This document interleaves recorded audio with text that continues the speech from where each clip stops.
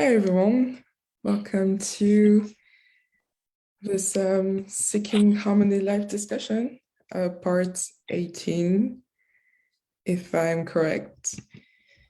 And today we want to talk about climate change. I think the main subject that we're going to begin with tonight is climate change. And obviously, we all see like the debates around climate change and that we're obviously in a crisis. And, last week I saw an article saying that the expenses that went into reparation, I guess, after, catastrophes, natural catastrophes, increase of like plus 800% or something in the last 10 years, which is an enormous amount. And, the knowledge of climate change is not new. Like scientists and leaders have tried to warn us about climate change for almost 40 years, more than 40 years now. And as we know, as unionists, there's always something to heal when there is a bad feeling, and there is obviously a bad feeling about climate change. Yeah. Well, I wouldn't mind it being a little warmer, My body tends to be cold. Healing. I'm just kidding. Yeah.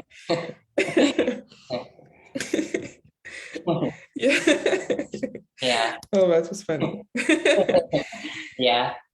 But yeah, there's definitely something to feel about climate change because like I think it pertains to the laws of the spirit world and like the laws of karma, things that we have already talked about. Like climate, the environment is not separate from us and the life of the planet. It's very much alive and following like the pattern and the choices that we make.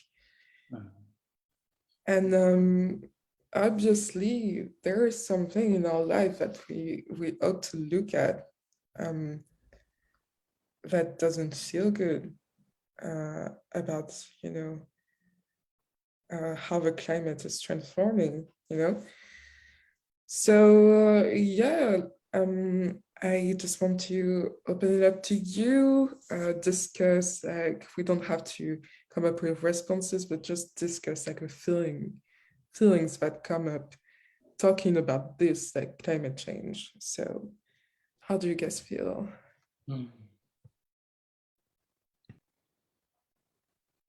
Well, yeah, I could go, I suppose. But yeah, climate change. Let me see.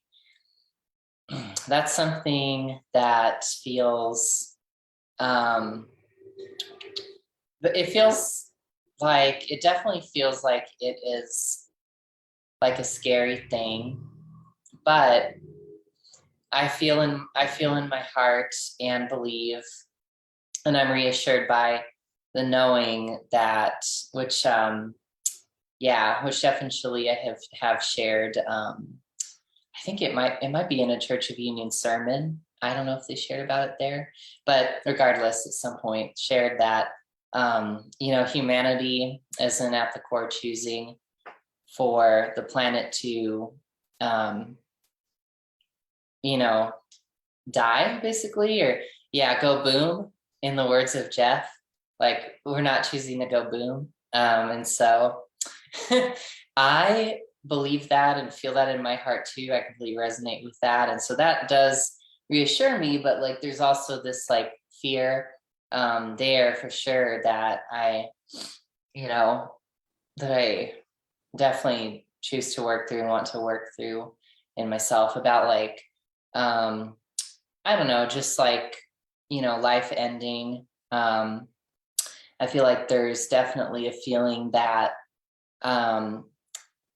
human growth and prosperity is like at odds with the health of the planet, and that those need to be balanced. And I know that that's not true, because that's not how, that wouldn't be how God works, that we're just capped at a certain level. But yeah, that's basically my feelings about it. Yeah. So yeah, in that like thing of like, oh my God, no, global, climate change, that's scary. So that was what was coming up in my heart with it. Anyone wants to react to that? I just feel the same. Like I have the same. There's definitely a feeling of like fear, anxiety, just kind of like a world ending type feeling. Which I think in consciousness I do feel that there's like that fear that needs to be worked through. But I do feel that I feel that just the same as Sage, ultimately that humanity, that we will make these changes, like these choices and changes, so that we do not experience going boom. But it does feel scary, because it's not like we're seeing huge changes happening right now, but I do believe that we will. But yeah, it just feels a little scary, I guess. I do like that Sage pointed this, fear in consciousness, because like when we're looking at the media and their coverage of climate change, there's definitely this catastrophist feeling, yeah, this feeling that if the world is ending and the world is shit, then it's already lost. And I think a lot of the times, like throughout the years, especially like 10 years ago, we had a lot of like documentaries, almost threatening us, trying to use fear as a motivator. And it doesn't really work. I think like it gets people into a state of anxiety, and it has a tendency of paralyzing them instead of making them take actions. And also, like, as humans, if we have a tendency to not do anything or not feel true fear until like there's a dire situation before us. So it was definitely not the way to go about that. And there is definitely like a need to change, like a need to like reverse the way we are going about climate change right now. But like we need to do some healing about like communicating about the global crisis that we have, probably, so that it feels more peaceful. So I like that you brought that up. And yeah, well, what are you feeling about that?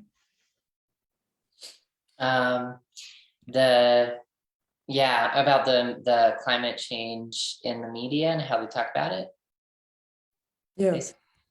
Yeah. Yeah. It feels like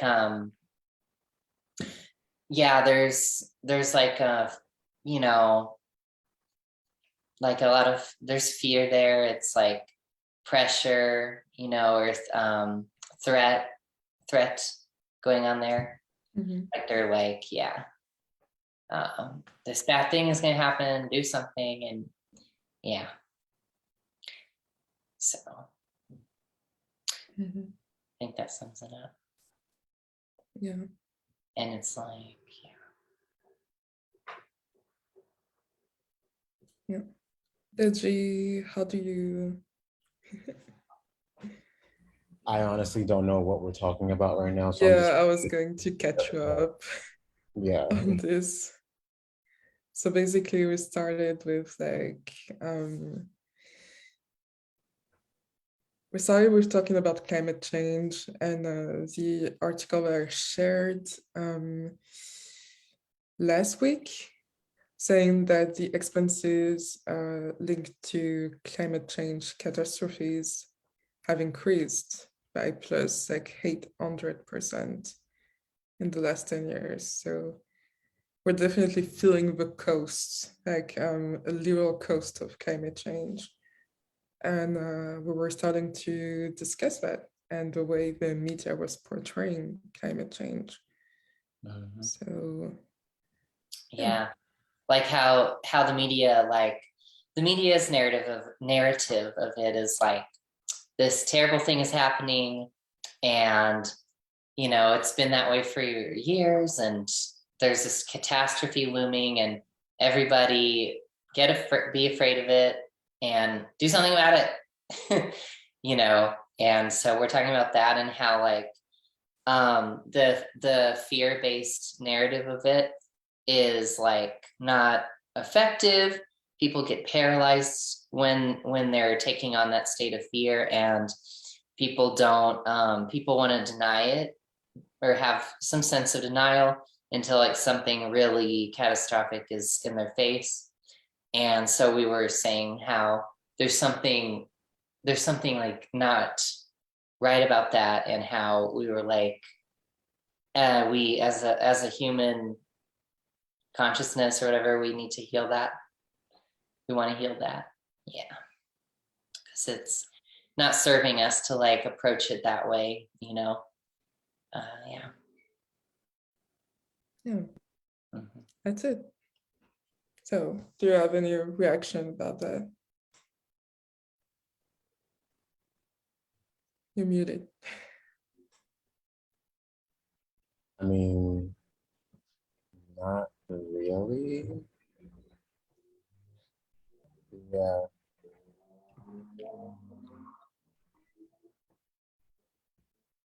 Yeah, so it's like,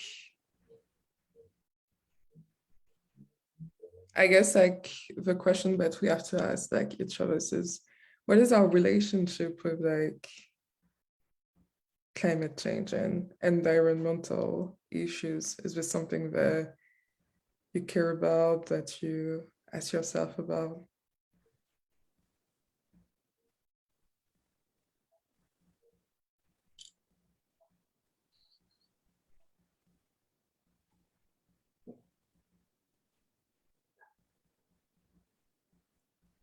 I mean, I can only speak for myself.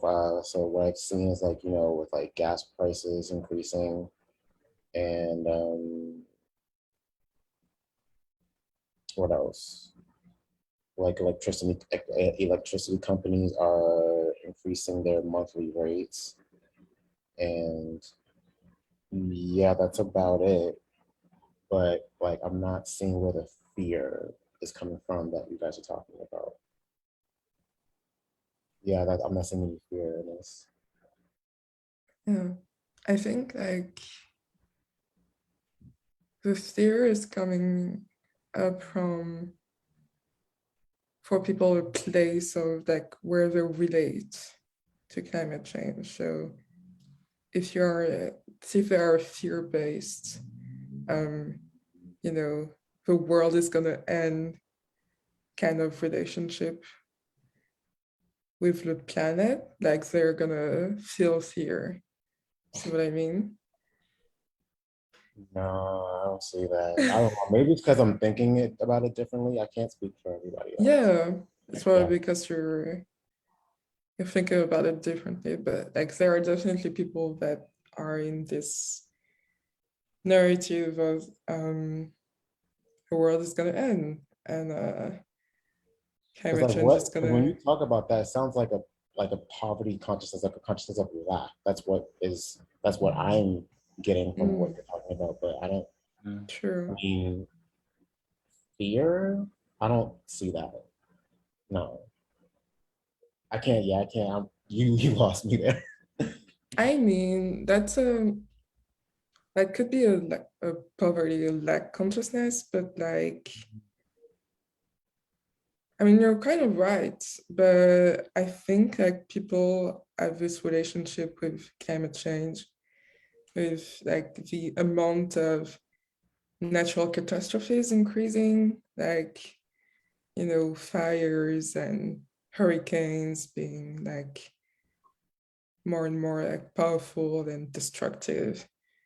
And they're wondering like if we will have a planet to live on in the next few years. And when you won't get there, Sage made a good point about like Jeff and Shaleia talking about the planet not making a choice of world like burning down to ashes or ending, you know. But like obviously people that live in fear of that will still feel that like the natural catastrophes are going to end us. And I think it's an understandable fear for people because like if you don't have faith, like we don't know what's going to happen next, and our planet is changing. So obviously some people are asking these questions and presenting these feelings and patterns in the media up until the media. That's why the media is so like fear-based. See what I mean? Yeah. I just wanted to say, like, that's a really good point, and that's relieving to me. It helped me release some expectations, or you know what I mean, or control. Like, yeah, I'm like expecting things to like unfold a certain way, because scientists like are like capable of making predictions about how stuff is going to go down, and they have data to do that, and maybe it's okay. But that's a really good point you've brought up, because like we don't really know how things are going to unfold and what climate change will look like. I mean, I think there's some pretty good ideas, but I feel like from a spiritual or like a unionist perspective, we have to let go of that like expectation of like, oh yeah, this is how it's going to be, and how we're gonna approach the problem. Because I'm like, yeah, I think that helps a lot to know that. Yeah, I see what you mean. I think like what's going to happen is like it needs to be a good balance of the two. Like obviously listening to scientists and making choices for our lives accordingly is like making choices of love for our planet. Like we're definitely going deeper on our relationship with the planet because I think with expanding our economy, we haven't followed the planet much, you know, and scientists are doing their roles, like they are helping us, see how we can have a better relationship with the planet. So I think their opinion is quite important. And at the same time, we can definitely let go of trying to make fear our motivator because their prediction, like their forecasts, are not going to is not something that will help us in making the choices in our lives. Well, they will help us, but they don't need to be like something that will make us choose fear inside. So like there's a pretty it's subtle, you know, like there's a distinction to make, for sure. Yeah. Yeah. It's like, oh, sorry. Go ahead, Sage. No, I just wanted to say thank you too for that, because I feel like one thing I've noticed about when I think is that I can be very like black and white, almost like I'm like it's either this, there's either a spiritual perspective on a climate change or a scientific perspective, and I'm like, just thank you for pointing that out, because it's not like science is devoid of spirituality or that they're separate, because that would be like impossible, you know? So thank you for that. It's like, but they're integrated together. I don't know why. I just No sometimes it doesn't worries. occur to me. You know Yeah. what I was feeling was like Like, as we were speaking, like I Yeah. was feeling the healing happening, like choosing the planet on a deeper level, and also choosing unionism, because unionism is that it's like branching all these things that we know, like including science, and it's not just a belief, it's like a way of living. I know. So Yeah, that was nice. I love that. And I love the feeling of that. We're all one and we all have we all have some perspective that's valuable, because scientists and religion, those are two communities that have had a lot of rifts too. And it's really healing to be like, no, they're not separate. They both could use to like learn from each other and everything, and but that they're not like separate. That's a really, really good point. So yeah, that's nice. yeah. Isaiah, what did you want to say? Yeah, I'm just feeling into, bringing love and God to this space within myself. And it just feels like what really the shift is, like we just need surrender, and to the shift into that this is God's planet, and what's happening right now isn't for like the destruction of us and for our planet, but it's for the healing of it. Like everything that's happening right now, like if we can shift our consciousness to the fact that everything that's happening is for the healing of the planet and for consciousness. Oh, sorry, I'm at work. That will really shift from a fear to a feeling of love and love perspective. Because we can't control what's going to happen, and we don't know what's going to happen, but I think we should be able to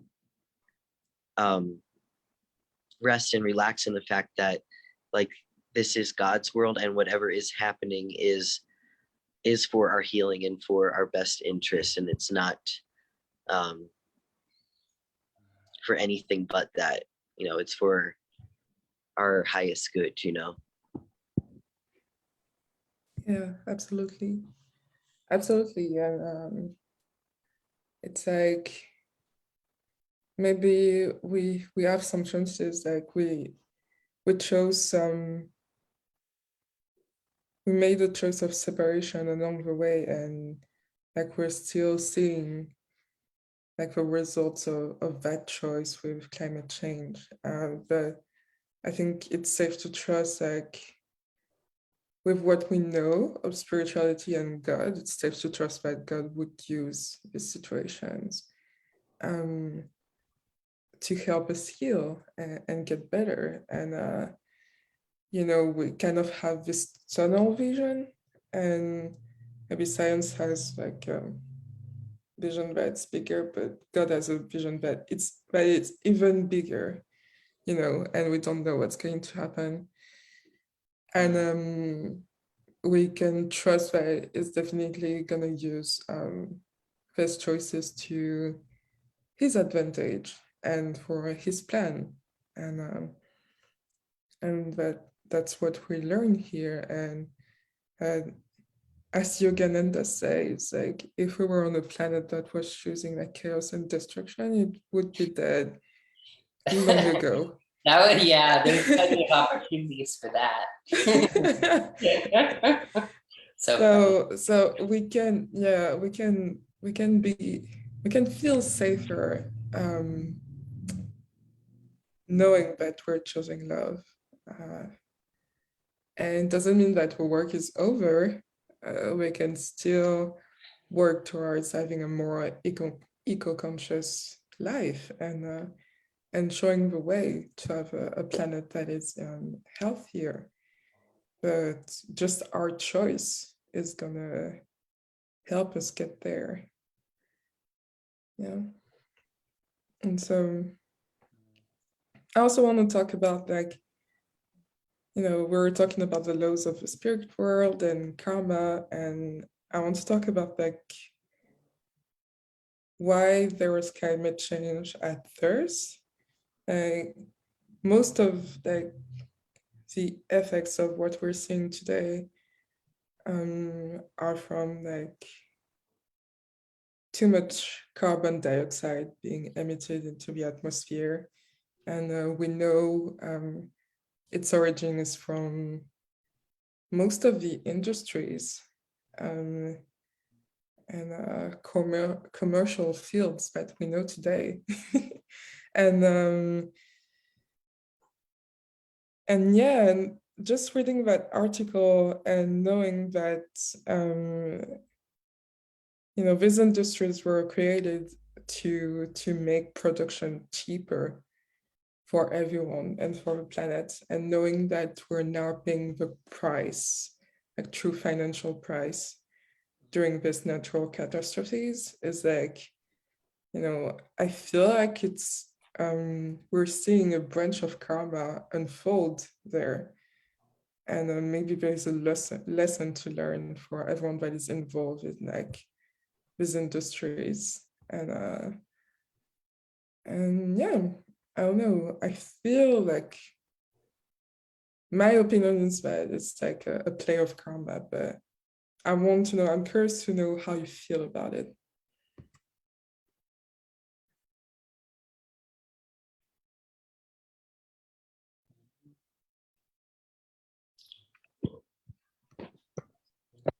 It feels like how we got here it just feels like a feeling of like greed and overindulgence.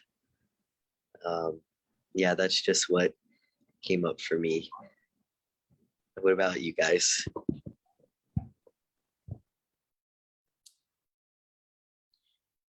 Like greed and overindulgence, like instead of filling yourself up with love and loving yourself, like you're trying to like fill it with material things, or Yeah, and just kind of not like caring or paying attention to like just like I'm gonna take all of this stuff raw, you know. yeah. Oh, it's like greed. Where does greed come from? Is it like the feeling of like lack, like you're like, oh, I have to like get all this stuff or hoard all this shit because there's lack, or that kind of feeling? Yeah, I think, Yeah, well, yeah, lack and scarcity. Yeah. Yeah. Yeah, it would make Yeah. sense because our whole economy is based on the fact that resources might be rare things. So we have a sense of like, we must get them all before we Yes. have nothing, you know? Yes. Let's get them all. Yeah. Yeah. Yeah. I feel that is what it is. It feels like scarcity and saying that God is not your source, so you have a finite source, and that it's like there's like what is that word? Like a zero-sum game. Like there's like this much resources, and if you want to have like, oh, that's like the Luciferian system. Like if you want to have something really good, you're gonna have to pay like at least an equal price of something bad. And like we thought it was good, but it turns out that it's bad, you know. And I think that it's just that thinking like brought out into this big global situation. Yeah. For sure. It's funny because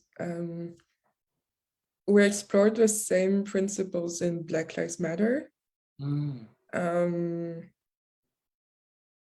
do you guys call it in English? Like the triangular commerce? I don't know. Triangular. What What? was it? Pyramid scheme. No, like the triangular commerce, like when they left Europe, went to Africa, Oh. and then to America.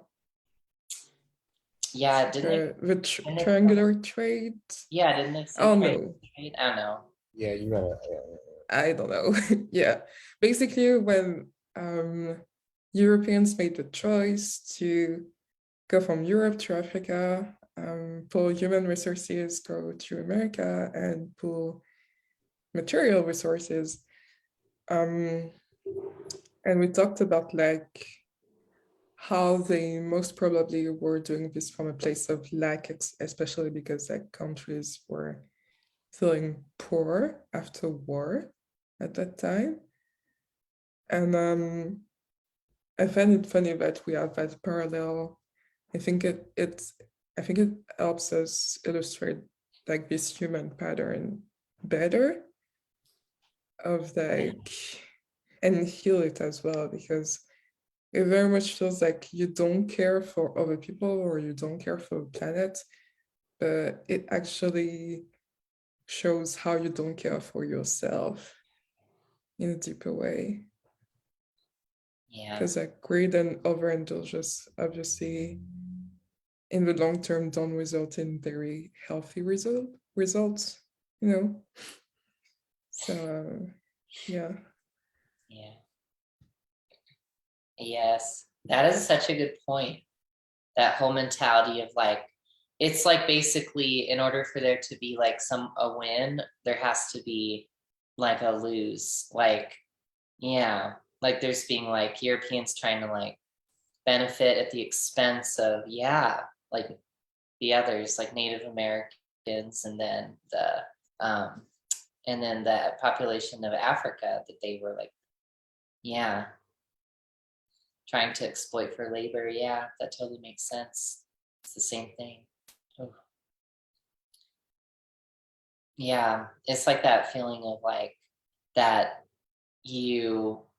I feel like it's the feeling of that you don't have anything or that you aren't anything and that God's not there for you. And so you're trying to be like, oh, let's go and let's like get something, you know, because God isn't there. Yeah. And I understand why Europe was on that trajectory to give in that belief. But yeah. So yeah. Didn't the Black Plague end like right after or right before they went out and started discovering Americas for themselves? What did you say?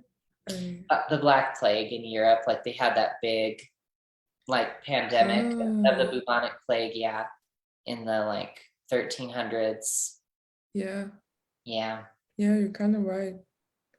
It's a crisis. Mm-hmm. Crisis pushed monarchies to go seek richness and new things elsewhere, kind of thing. Yeah.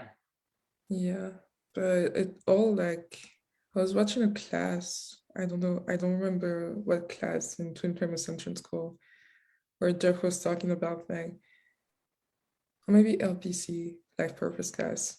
You're not after success or money or anything, and or like more beauty if you like surgery or something. It's all like you're in the pursuit of God, but you're trying to do it outside of God. So you're just like bringing more pain to yourself instead of moving closer to God.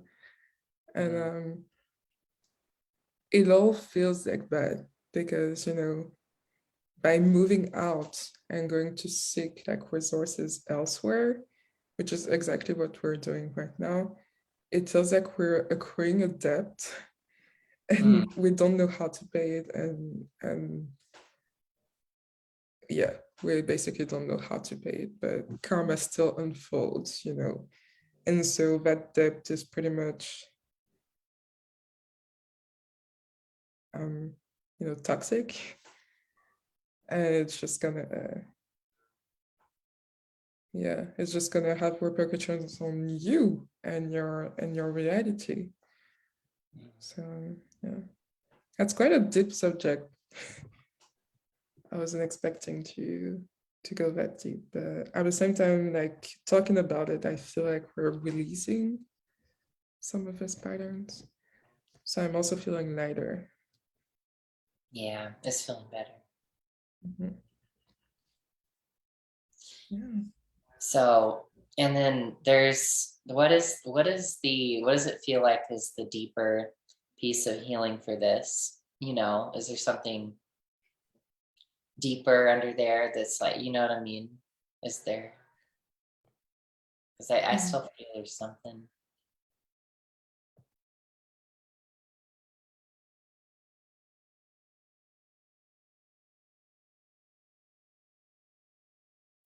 I feel, I don't know, I feel migraine coming up. It's like, I was also having earlier a headache right here yeah, it's because like, I feel like it was from control, like I was getting a headache from trying to control things. oh yeah, yeah, I It's was like, feeling resistance or something. So yeah. Are you feeling that now? I am. It's very Yeah. like uncomfortable. Mm-hmm. So yeah, do you want to sit with that, like the feeling that's there? Yeah. Mm-hmm. Yeah. What feeling do you feel there?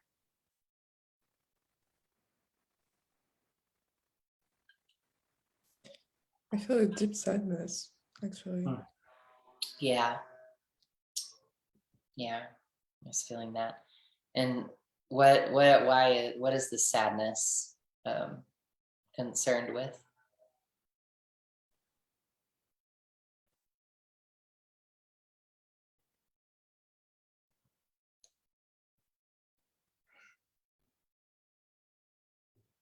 I'm feeling like it's the feeling of losing something, losing my home, like a Yeah. global sense, you know. Yeah. Losing the home. Yeah. That kind of reminds me of the Garden of Eden type of story as well, like with Paradise Lost. Oh, right. I don't know, that just Yeah. popped up in my, Okay, that's why it felt so deep. yeah, That would make sense. Yeah. yeah. It's like a deep pain. But yeah. Yeah, and so it's okay. So that part of you that feels like your good is lost, or that you can lose something. Um, what what is she needing to feel loved? Like, what is she really asking for? Yeah, she's just asking for a lot of love, and she wants to feel welcomed. I guess she wants a hug. Yeah, can you give that to her? Hmm. Welcoming, um, yeah, big hug and lots of love for her. Mm.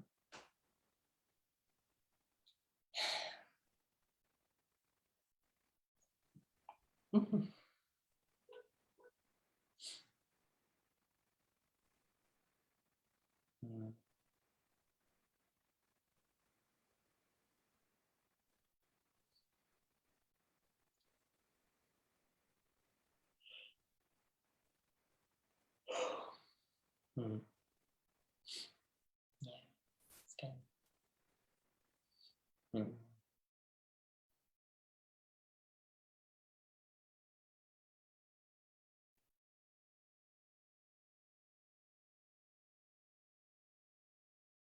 Yeah,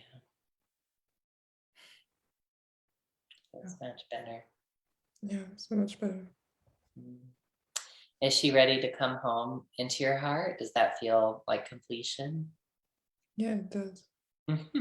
Yeah, so, give her a big warm welcome back into your heart and just wrap her up, and, you can see her as melting into you with golden light, whatever comes up. Yeah. And tell her she's safe and she's belongs, welcome in paradise, in the garden.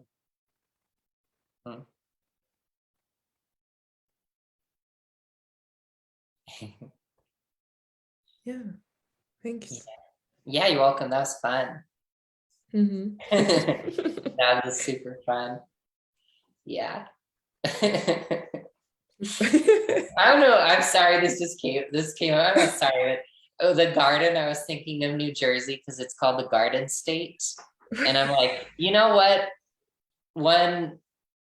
It's made me laugh because, everyone always jokes about New Jersey as being like not desirable place to be. I know you're in New York, Adedaji, but I'm always hearing that when I watch RuPaul's Drag Race. Like they're always dissing New Jersey. It feels like people are always talking shit about New Jersey. And I'm like, I was gonna say, like, we don't need all of the world to be the garden state. There's already one. We don't need more.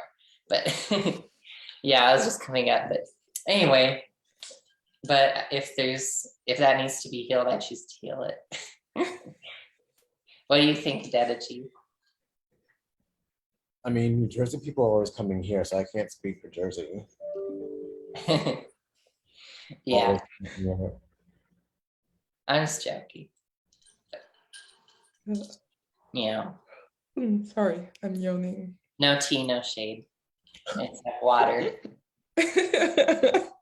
So, we're good. Yeah, so. No, but well, it was quite a big piece. And that wasn't our main subject for the night, but we also had a few others that we can explore. What is coming up to mind right now is like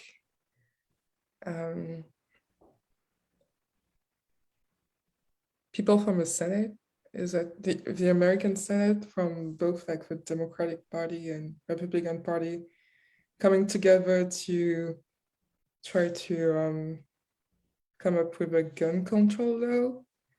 And it's not like it's a first step, like it's like a baby law kind of thing, but it does feel like it's a good first step, like a reflection of where we're talking about life choices and choices and patterns being reflected on the planet. And it feels like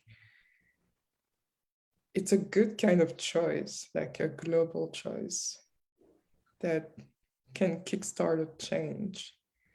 But I'm not American, so I don't quite know. And I'm curious to see, like, to hear you talk about this little thing that could possibly be a big thing. And if you're feeling that change of choice in like American people.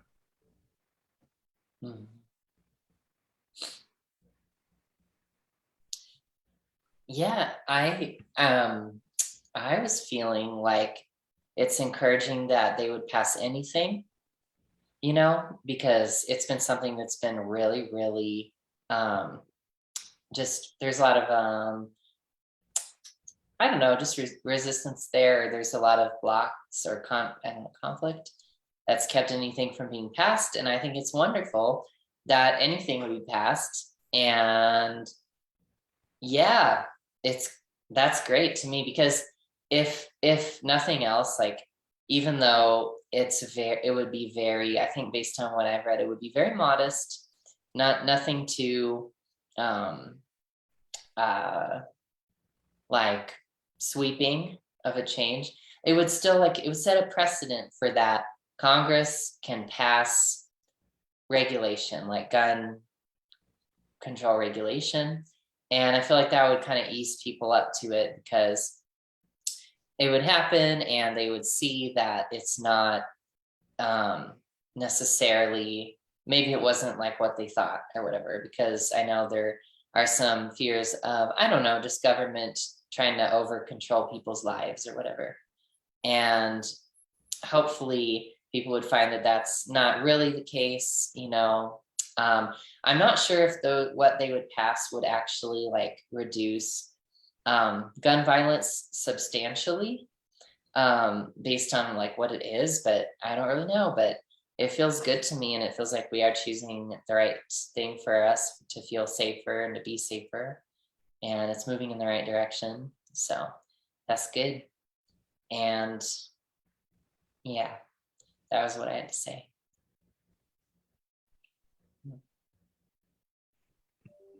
Do you guys have something else to say?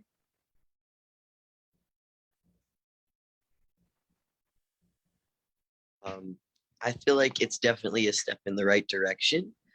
And I'm happy about that. It also, though, like when you look at it, it's such a small thing. Like it's such a small regulation and step, but like I kind of feel, you know, I would like it to be more, I would like it to be bigger, but it is a step in the right direction. And at least, even if it's a baby step, you know, at least it's something in that direction. I would love for it to be more, but it's still in the right direction. So that's a good thing.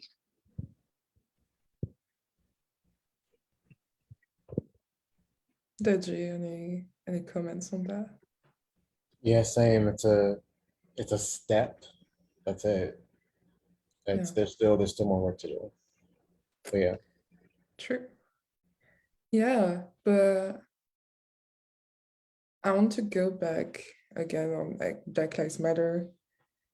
We had a lot of weeks where we were talking about like small steps, small changes, symbolic changes, and then we had big changes.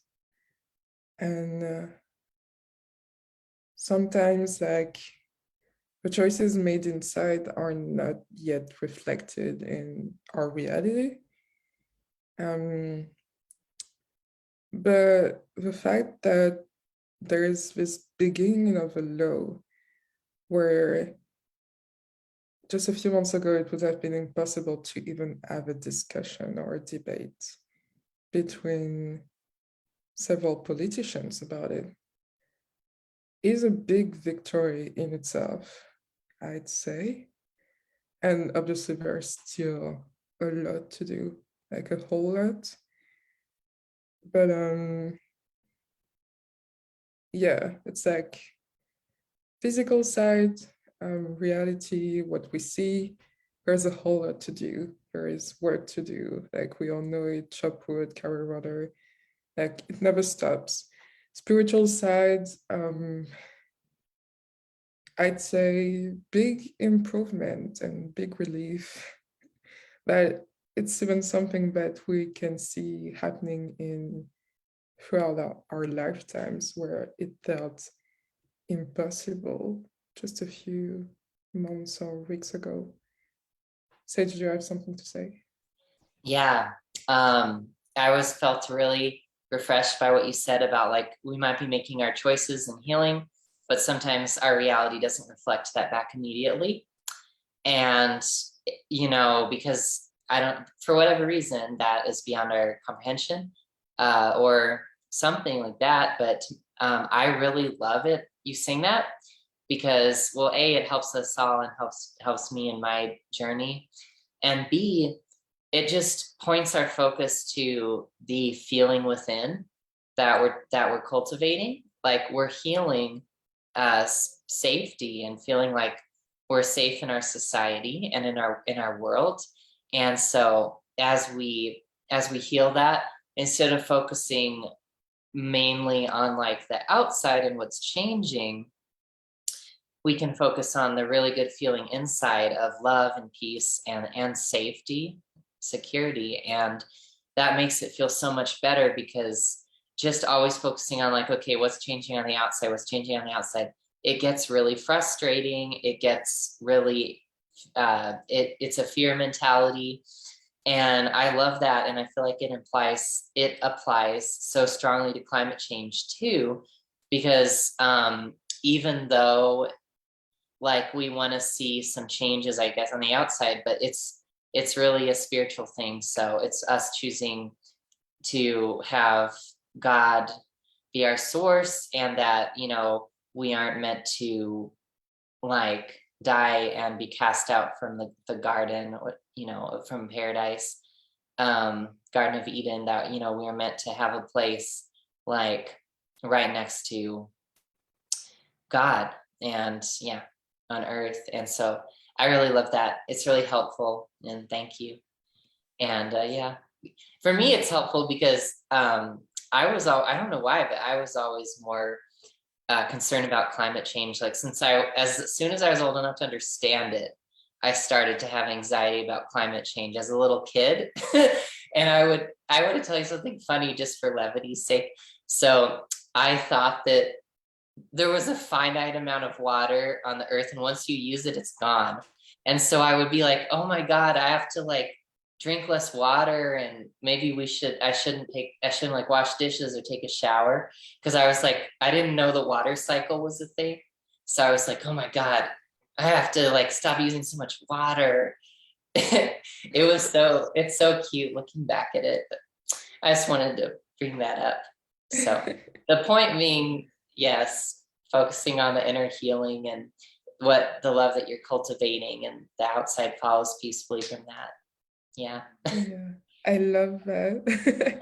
And your story is cute. And I'm happy that you made the parallel with climate change. Because I don't know if you guys have heard Jeff's blog called Choices, the undeniable tidal wave and consequences of them. But it does speak about like how changes take a certain amount of time to be reflected in our reality for reasons that we probably don't know. And Yeah. And yeah, but it would be like really dumb to make a choice, be frustrated that it's not happening right away, and make a different choice. Like it would just be shooting yourself in the foot. So yeah, we have to have patience with ourselves, and especially with like where people are sensitive about change, like guns and things like that. And to put things in perspective, like we started most of our industrial functions is that in like the 19th century, and starting realizing climate change in like the 80s, 70s maybe. So quite a while passed. Who knows what could have happened even in like between the 50s and the 70s, but we didn't like even calculate, that we didn't even care about. And people are definitely making the choice of having a better and healthier planet. And sometimes it might feel discouraging that we're consuming and polluting more than ever, you know. But there might just be a tipping point where all of it is reversed, and it finally starts to be an illustration of our collective choice to have a healthier planet. So I want to conclude today's discussion with like that kind of, you know, good message. I feel like we feel good inside, and it's gonna show outside, and maybe that must feel optimistic to some people, but hey, like, it's the truth. I really feel like there will be a tipping point, like everything, where you felt like, oh, nothing is changing, or like kind of like on your twin flame journey, and then suddenly, in a day, you're like, wow, everything is changing. Mhm. But yeah, Yeah. so that's it. Does anyone has anything else to say before we conclude? Mm.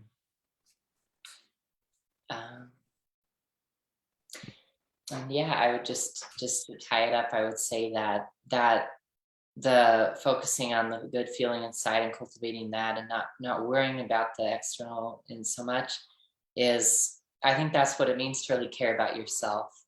And that's what we need to do, is really care. Like, do we feel peaceful inside? Do we feel love inside? Like, do we feel God within us and our relationship with God? And that's where the problem started. That's where the whole thing started with the climate change issue, I feel. And what you were saying with the industrial production having a cost, feeling cut off from God and inside. And then that's what we really need to do, is restore that feeling, like remember that relationship with God and feel good within ourselves. And that is what it really means for us to really care for ourselves, rather than have that uncaring attitude that you guys were all talking about. So yeah. Very well. Does that feel complete for everyone? Yeah, thank you, Sage, for these words. Like, thank you, all of you, for this discussion, and thank you to everyone who watched us live from the Unionism discussion group. And thank you to everyone who watched us from YouTube. If you are watching from YouTube and you liked this discussion, don't forget to like and subscribe, to be aware of like all the discussions that we have throughout the week. And have a good rest of your day, and we'll see you next week. Bye. Bye.